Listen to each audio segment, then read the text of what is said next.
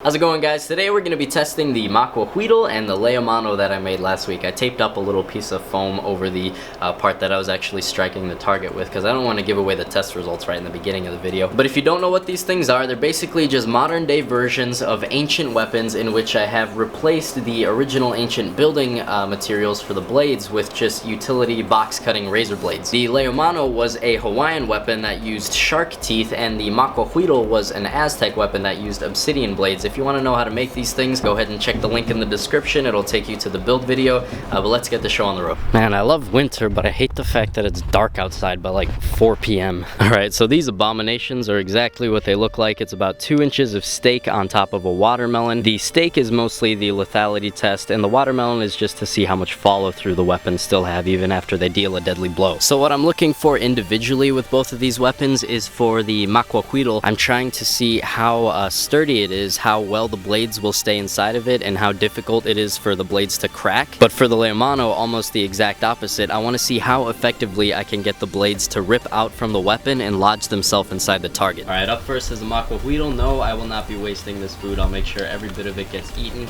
and yes, I will make sure that every single bit of razor blade gets picked out of it before it gets eaten. And speaking of razor blades getting picked out of stuff, I should probably go and get some face protection. Alright, here we go.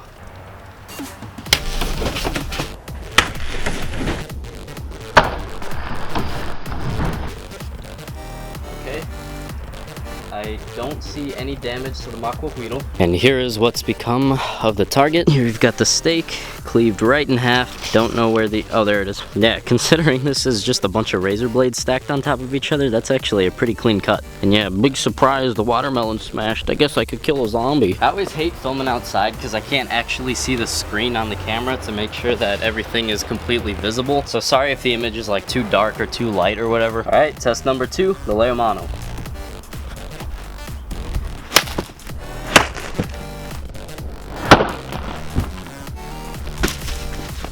Huh.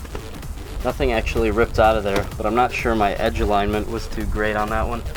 I'm out of practice. I haven't been able to really test anything all winter. I think the last time I swung a blade was that little clip in the nunchuck testing video. But even still, we got a pretty decent rip in the meat. You can see all the individual slices from the razor blade. Yeah, regardless of whether or not the razor blades ripped out like they were supposed to, that is still quite a devastating hit.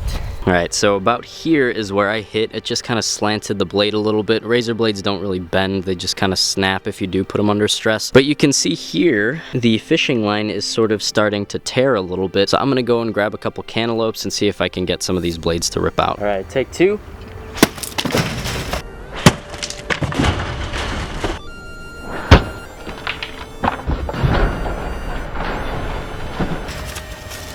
Dang, still none of them ripped out. Luckily this cantaloupe was already a convict on death row, because he's never going to see his family again. Alright, one more time.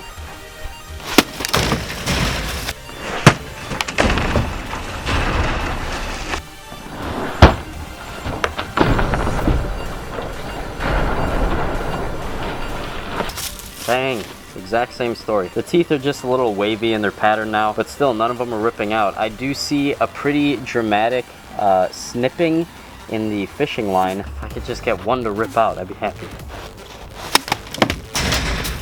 But they really just don't want to leave. Oh yes! It's not really stuck in there, it's just kind of popped out, but the cool thing is I can reuse this too because it's completely undamaged. Try it again, see if I can get a couple more to pop out. Nothing that time.